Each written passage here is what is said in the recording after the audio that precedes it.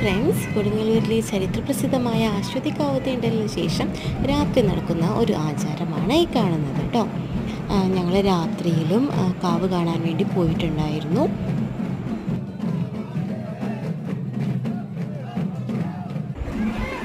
കൊടുങ്ങല്ലൂർ അമ്പലം നടയൊക്കെ അടച്ചിട്ടിരിക്കുകയാണ്. ഇത് കണ്ടില്ലേ, നിറയെ മഞ്ഞളും എല്ലാനും താഴെ കാണാൻ പറ്റും.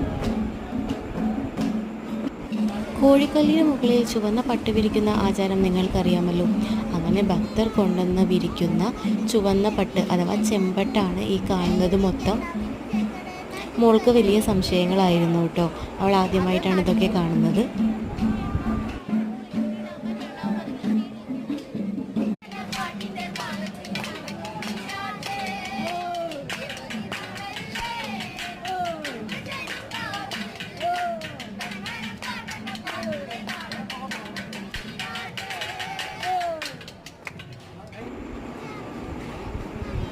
ഇത് കണ്ടില്ലേ, ദേവസ്വത്തിലത്തെ ജീവനക്കാർ ആ ചെമ്പട്ടുകളെല്ലാം ഇങ്ങനെ ഒരുപാട് എണ്ണം കൂട്ടിക്കെട്ടി അങ്ങനെ മാറ്റുകയാണ്.